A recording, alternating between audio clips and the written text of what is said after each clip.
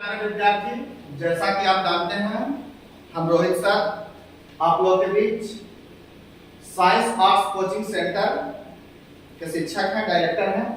और आज आप लोगों के बीच क्लास 10 के लिए एक टॉपिक लेकर आए हैं, भारत संसाधन एवं उपभोग। तो हम जानेंगे इस पाठ में कि संसाधन का उपयोग और उपभोग करने वाला मनुष्य है, जो सबसे बड़ा संसाधन के रूप में जाना जाता है, स्वयं मनुष्य। तो आज हम इस क्लास में डिस्कस करेंगे कि संसाधन होता क्या है। तो हम समझते हैं संसाधन संसार में जो भी धन है जिसका इस्तेमाल मनुष्य अपने लाभ के लिए, हम अपने लाभ के लिए करते हैं, तो उसी को हम संसाधन कहते हैं। आज पहली बार हमारे क्लास में एक नया फैमिली के रूप में जुड़ा है डिजिटल बोर्ड।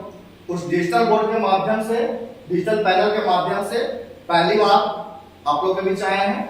और इस क्लास में भारत संसाधन एवं उपभोग में हम संसाधन के बारे में डिस्कस करेंगे, जैसा कि आपको इस पीडीएफ में दिख रहा होगा। और एक पीडीएफ जो है साइंस आर्ट्स कोचिंग सेंटर की तरफ से तैयार किया गया है, हमारे कोचिंग की तरफ से तैयार किया गया है। तो जानते हैं चैप्टर का नाम है प्यारे विद्यार्थी, भारत संसाधन एवं उपभोग। तो संसाधन होता क्या है? तो हम तो बोले अभी कि संसार में जो भी धन है जिसका अगर हम इस्तेमाल करते हैं तो कहीं ना कहीं संसाधन है। तो मानव जीवन में यहां बताया है कि मानव जीवन में उपयोग में आने वाली सभी वस्तुएं संसाधन कहलाते हैं। जैसे हम लोग जल का उपयोग करते हैं, पेड़ का उपयोग करते हैं, भूमि का उपयोग करते हैं। संसार में जो भी वस्तु सब संसाधन है। संसाधन देखा जाए हम तो संसाधन भौतिक या जैविक दोनों हो सकते हैं, चाहे तो भौतिक रूप में है, चाहे जीवों के रूप में है, या भौतिक रूप में हमारे सामने प्रत्यक्ष रूप से है जिसका हम लोग अपने जीवन में उपयोग करते हैं। जैसे भौतिक संसाधन में देखा जाए तो हम लोग भूमि का इस्तेमाल करते हैं, भूमि में मृदा, जल, खनिज का इस्तेमाल करते हैं। फिर जैविक संसाधन में देखा जाए प्यारे विद्यार्थी तो देखिएगा कि वनस्पति, जलीय जीव, ये सब क्या है? जैविक संसाधन है, जीव है। नोट बताया है यहाँ पर कि भौतिक और जैविक दोनों पदार्थ के तनिक के सहारे ही जीवन उपयोगी हो पाते हैं। जिम्बरमैन एक भूगोल शास्त्री हैं जो कहते हैं, जिम्बरमैन ने कहा था संसाधन होते नहीं बनते हैं, यानी संसाधन हुआ नहीं करते, बना करते हैं। वाकई में संसाधन तो बहुत सारे हैं, जब तक हम उसका इस्तेमाल नहीं करेंगे, उपयोग नहीं करेंगे, तब तक वो संसाधन नहीं बन पाता है। ठीक ना? तो अगर मान लिया जाए हमारे घर में फैन है और बिगड़ा हुआ है तो उस फैन का कोई महत्व नहीं, जब उपयोग में आएगा तब हमारे लिए संसाधन होगा। भूमि है, हम उसका इस्तेमाल करेंगे तब मेरे लिए संसाधन के रूप में बन पाएगा। तो जिम्बरमैन यही बात को बोले थे कि संसाधन होते नहीं, संसाधन बना करते हैं। इसी बात में कहे थे महात्मा गांधी कि हमारे सामने पेट भरने के लिए, पेटी भरने के लिए बहुत कुछ है।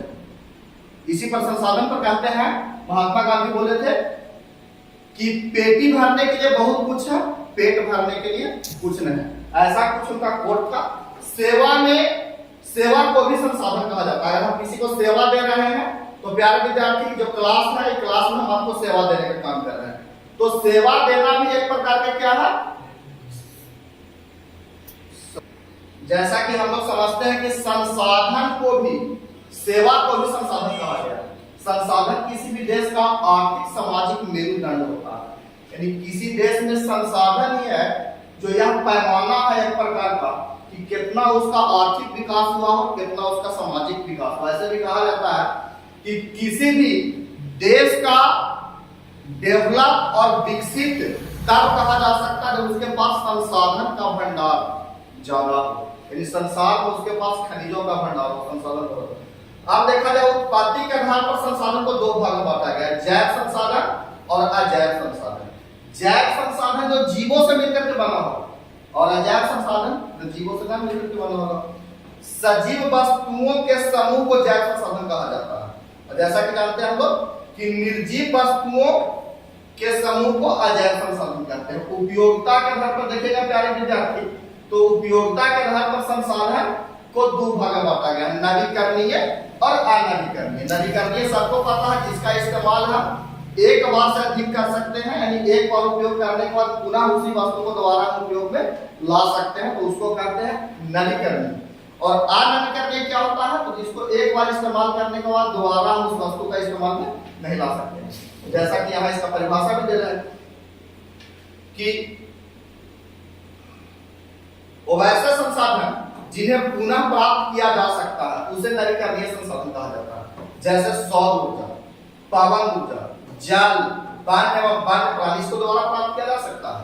आगे देखते हैं कि नवीकरणीय संसाधन भी दो प्रकार के होता है। सतत प्रवाह संसाधन जैसे जल, पवन, ये हमेशा चलने वाला चीज है। जैव संसाधन जैसे वन्य और वन्य जीव। अनवीकरणीय संसाधन में देखेंगे वो वैसे संसाधन जिन्हें पुनः प्राप्त नहीं किया जा सकता, उन्हें अनवीकरणीय संसाधन कहते हैं। देखिएगा इसके दूसरे स्लाइड में है या दूसरे स्लाइड में कहा जाता है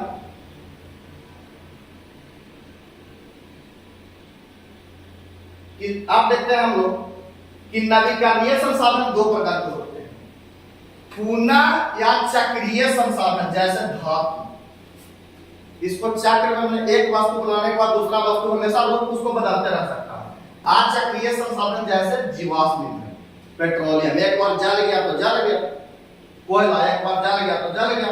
स्वामित्व के आधार पर संसाधन चार प्रकार के होते हैं। केकर है संसाधन, इस सवाल यानी केकरा लिए है, व्यक्तिगत है, किस पूरे समुदाय के लिए है, कि पूरे राष्ट्र के लिए है, कि पूरे संसार के लिए है, यानी अंतरराष्ट्रीय जिसको कहते हैं। यानी कह सकते हैं व्यक्तिगत संसाधन, सामुदायिक संसाधन, राष्ट्रीय संसाधन और अंतरराष्ट्रीय संसाधन।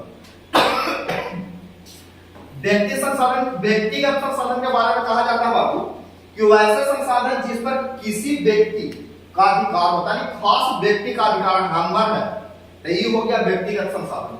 अब जब बोल रहे हैं सामुदायिक, यानी पूरे समाज में, गांव में रहने वाला सब लोग जाकर वहां बैठ सकता है और कुछ कर सकता है, सांस्कृतिक कार्यक्रम जो भी है, यानी वैसा संसाधन जिस पर किसी खास समुदाय का अधिकार हो, जैसे मंदिर, मस्जिद, ये सब बोल सकते हैं हम लोग, किसी खास समुदाय का होता है।